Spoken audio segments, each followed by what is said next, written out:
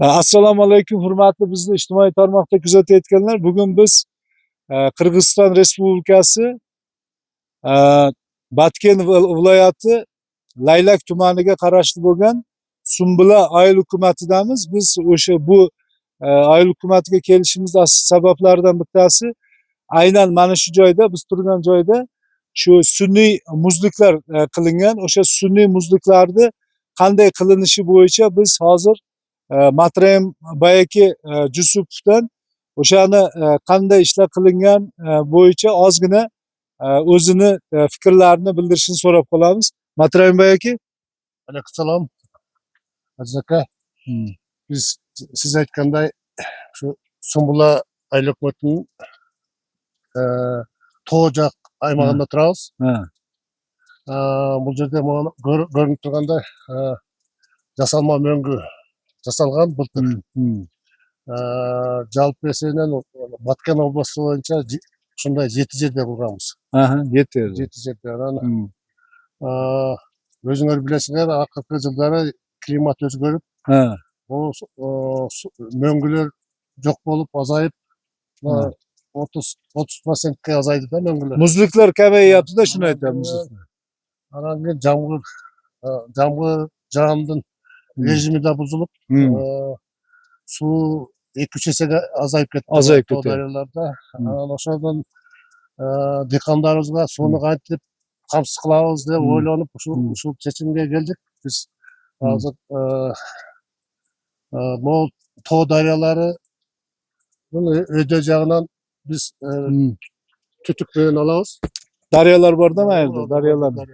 Sherzod, daryolarni ko'rsatsang, keling, irmoqlar. Tabiiy уклону менен напор пайда болот. Напор бул жерге биз пилоттук негизде 63 турбо менен 500 метрден алып келип, бул жака 50 метр турбо менен мындай тартып, ошолорго мындай 20 мм турбаларды, вертикалдуу турбаларды койгонбуз. Бөлгөн. Буларды ийилип сынып кетпесин деп мындай 4 бурчтук турбалардан бетондоп, Mana Sherzod, mana 4 ta nima? Ошону байлап койдук. Кышайып калганы, эрип атканда, Eriganda, qiyshaganda күн ар жактан неме болуп, ошол эмеси тең салмактуулугу бузуп ийилип калды. Андары 1 жыл иштеди. 1 yil ishladi, yaxshi. Жакшы. Эми азыр алдыдагы баягы дагы тоңдуруу сезонуна даярдашат азыр. Түздө эме кылып дагы. Qachon boshlanadi muzlash endi? Noyabrda. Noyabrдын бул жерде ноябрдын 20-ларында башталат. Noyabrda 20'larda masalan o'sha muzlash boshlanadi. O'sha muzlash boshlanib, keyin buni bitta yaxshi tomoni biz bayaki bilan gaplashib turganimizda aytyapti. Bu masalan oddiy holda bu suvlar aprel oyidan ozayishni boshlaydi. Lekin mana shu muzliklarni qilingani, sun'iy muzlik qilingani esa bu suvni boyagi umrini uzaytiradi va bu iyun oyigacha suv bilan o'sha tumandagi pastdagi qishloqlarni ekinlarni ta'minlab turadi. Shundaymi? Shunday. Анан баягы малдарга водопой жасалат. Бул жерде март, апрель, майда суу жок болуп калат да, тоодо суук болуп, суу эрибей, июнда келип калат кайра. Shunda Ошол мезгилде ушул suvdan foydalanadi. Ушул көйгөйдүн проблеманы чечип. Hozir bu yer necha metr balandlik mana shu yer? Бул жер 1000. Men mana hozir soatimdan ko'rdim, 1992 metrga mana shu yer. 1992 metr. Dengiz sathidan bu 1992 metr. Endi hurmatli bizni ijtimoiy tarmoqda kuzatayotganlar, bu deganimiz O'zbekistonda ham xuddi mana shunday 1,5-1900-2000 metr balandlikda bo'lgan qishloqlarimizda o'sha tog'dan, buloqlardan kelayotgan suvni biz mana shunday ulardan samarali foydalanish yo'llarini qilishimiz mumkin. Biz bu yerga aynan mana shu joyga kelishimiz asosiy sabablaridan bittasi shu Birlashgan Millatlar Tashkilotining Oziq-ovqat va qishloq xo'jaligi tashkiloti FAO tomonidan bajarilayotgan O'zbekistonda oziq-ovqat tizimlarining yerdan foydalanish va qayta tiklashga ta'sirini baholash dasturi loyihasi doirasida biz Qashqadaryo viloyatini Qamashi yoki Yakkabog', Shahrisabz, umuman tog'li hududlarida xuddi mana shunday sun'iy muzliklarni yaratib, shu fermerlarimizga, aholiga suvdan foydalanishni umrini aprel oyidan bu iyul oyigacha uzaytirish bo'yicha ishlarni qilmoqchi bo'lyapmiz. Shuning uchun ham biz hozir bu yerda aynan Qirg'izistonda Matrayan Bayaka bilan o'sha ularni qilgan ishlarini ko'rib, shu ishlar asosida keyin O'zbekistonda ham xuddi shunday ishlarni amalga oshirish bo'yicha biz bu kishidan maslahatlar olyapmiz. Endi qo'shimchalar qo'ying. Ha. Bizda bunday daryolar ko'p-da. Ha. Bu shag'ilda singib borib yo'q bo'lib ketadi. Ha. O'sha jo'g'olganga chayin biz suvni olyapmiz-da. Endi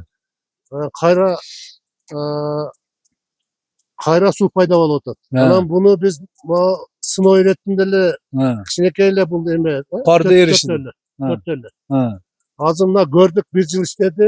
Endi buni ko'p yerga bunday qurib ketsa bo'ladi. Bundan oqibatni da qilib, ko'laka joylarga endi soyali joylarga-da, soya joylarga ko'proq qilingan.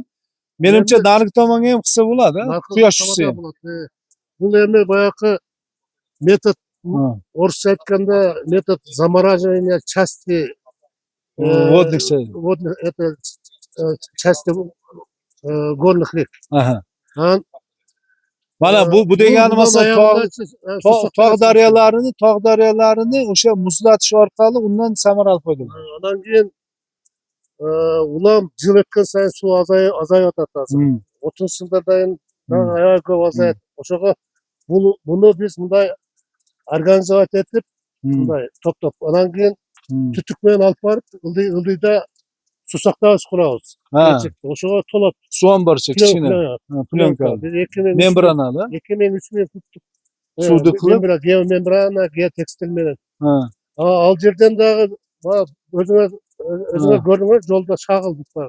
Dag'i singib ketmasinde alda tutuk bilan boradi ayilga. Ayil janidan o'tadi, boyaqi sug'at talalarning janidan o'tadi. O'shalarga qo'shib dehqonlarimiz tomchilatib sug'arish qiladi yo yomg'irlatib. Ya yomg'irlatib sug'aradi. Ya yomg'irlatib qilsa bo'lar, shunday ketadi-da. Qisqasi suv jetmaydi, bu ayilga suv jetmaydi. Bu hozir mana bu qishloqqa suv yetmasligi aniq ko'rinib turibdi. Ana shuning uchun ham bular mana shunday sun'iy muzliklarni shu qurgan holda shu suvdan samarali foydalanish qilyapti. Biz o'ylaymizki, Matrayan Bayaka bilan biz kelajakda shu O'zbekistonda qilayotgan ishlarimizda ham bu kishi bilan o'rtoqlashib turamiz. Keyinchalik Matrayan Bayakani ham o'zini bir chaqirsak, borib bu yerda o'sha fermerlarimizga shu aynan Qamashi, Yakkabog', Shahrisabz tumanlaridagi biz bilan ishlaydigan fermerlar bo'ladigan bo'lsa yoki mahalla fuqarolar yig'ini bo'ladigan bo'lsa, o'sha yerlarda o'quv kurslarini o'tkazishga yordam berasiz, to'g'rimi? Oldinda biz bular lekin faqat o'zbekcha gapirasiz yerga bor. Treningda.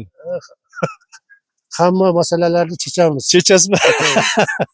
Bo'ldi, hamma ishlari o'zbek kollegalar, tug'andarga bo'ldi. Pavonatdan biz bir organmizda. To'g'ri. Orada g'aziya bo'yicha biz bir-birimizga ko'mak berishimiz kerak. Issauzer 2 degan loyihada Muhammadjon kelingda, mana Issauzer 2, Kasilim 2 degan loyihamiz bordi. Muhammadjon o'sha loyihani koordinatori edi. Matrayan Bayaka bilan ekov ishlab, Muhammadjon Anshardagi gaplardan suv sayosati, Dolborda g'aziyada suv sayosati degan proyektlar Dolborda bitdi. Chinda va klimatik o'zgarish shartida suv sayosatida o'zgartish kerakda. Men aytayin, texnikalik sayosat. Shunday. Texnikalik sayosat o'zi qoyoqdan biz suv jetmayotgan masalani chechishimiz kerak. Muhammadjon, siz o'zingiz fikrlaringizni ayting mana shu bo'yicha. Iqtisodiy sifatida ayting mayli. Bizlar endi men agronom sifatida gapiraman ko'pincha, Bayaka suvchi sifatida, siz endi iqtisodchi sifatida bo'ldingiz. Albatta, ana shu loyihaning asosiy maqsadi tabiiy resurs hisoblangan suv va yerdan kompleks foydalanish, ya'ni samarali foydalanish edi va mana shu hamma davlat, ana shu loyihada ishtirok etgan hamma davlat o'zini sharoitidan kelib chiqqan holda, tabiiy sharoitlardan kelib chiqqan holda, ana shu imkoniyatlardan kelib chiqqan holda mana shu loyihani amalga oshirgan va juda yaxshi tajriba bo'lgan. Mana shu sun'iy muziklar hosil qilish Qirg'iziston tajribasi mana shu loyihada juda ham bir namunali bo'lgan, muvaffaqiyatli bo'lgan. Mana shu biz bir necha yildan beri bu mana shu Qirg'izistonning bir necha hududlarida shu loyiha doirasida, FAOning boshqa loyihalar doirasida mana shunaqa demak o'rnatilgan mana shunaqa favvoralar sun'iy muz hosil qilish uchun. Albatta bu barqaror suv ta'minoti degani u barqaror hosil degani, barqaror hosil degani bu barqaror daromad degani. Albatta va ana shu bu barqaror daromad, bu barqaror farovonlikning oshishi albatta ana shu qishloqda bu demografiya, ya'ni qishloqdan ko'chib ketmaslik, ana shu qishloq atrofidagi yerlarda aylanmadan chiqib ketmasligi, ana shu yerda doimiy mahsulot yetishtirib turilishi. Umuman bu juda ham katta ijtimoiy, iqtisodiy ahamiyati bor. Albatta bu kengayishi kerak bo'lgan tajriba albatta va bundan tashqari mana bu Matrayenboy aka boshchiligida boshqa bir qator suv bo'yicha bir qator yaxshi tashabbuslar qilingan. Bu ana shu gidrotaran, ya'ni suv tarani, ya'ni suvni o'zini bosimi bilan balandlikka chiqarish yoki suvni hisob-kitob bo'yicha maxsus dastur bilan suvni hisob-kitobini yuritish bo'yicha bir yaxshi tashabbuslar qilingan. Albatta bular hammasi diqqatga sazovor. Mana shu tajriba ham mana o'rganilyapti. Bu albatta kelgusida ana shu bemalol bir qator O'zbekistonning hududlarida qo'llash imkoniyati bor va ana shu qo'llash orqali ana shu yerda demak suv ta'minotini yaxshilash, bu demak mahsulot ishlab chiqarish barqarorligini, daromad barqarorligini ta'minlash orqali mana shu kichkina bo'lsa ham mana shu sohani barqarorligiga hissa qo'shish va endi bu namuna bo'lish va boshqalarga mana shunaqa qilish imkoniyati borligini ko'rsatish va bu balki boshqa loyihalarda kengayar, balki o'z tashabbuslari bilan yoki hukumat tomonidan buni qo'llab-quvvatlanishi mumkin va bu albatta mana shu bugungi iqlim o'zgarishiga javob choralari bu. Iqlim o'zgarishiga javob choralari, iqlim o'zgaryapti, tabiat suv kamayyapti, suv taqchilligi oshib boryapti deb qo'lni qovushtirib o'tirish emas. Bu ana shunga imkon topish, choralarni izlash va ana shuni qo'llash va shu orqali baribir ham endi bizdan mana shu hozirgi yangi tug'ilayotgan, yangi paydo bo'layotgan chaqiriqlar, muammolar bizdan yangi harakatlarni talab qilyapti va albatta bu va bundan keyin yana bir qator yangi texnologiyalar o'ylab topilar. Hammasi mana shu baribir shu o'zgarayotgan iqlim sharoitida mana shu barqarorlikni saqlab qolish, ana shu aqlli qishloq xo'jaligi deymiz hozir. Mana shu juda ko'p hozir usullar qo'llanilyapti. Mana bir misol mana shu sizlar o'zingizlar qo'llanilayotgan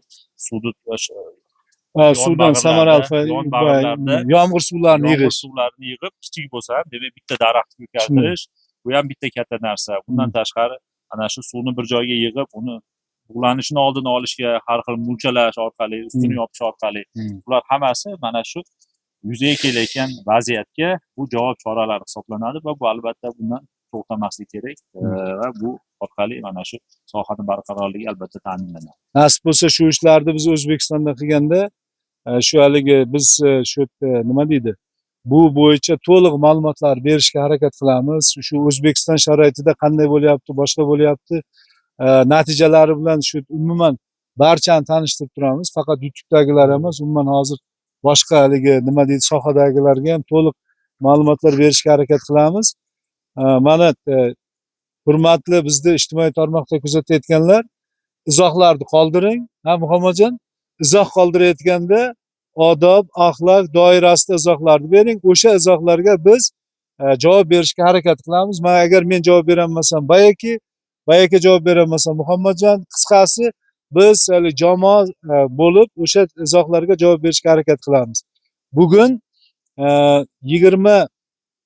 23-sentyabr 2025-yil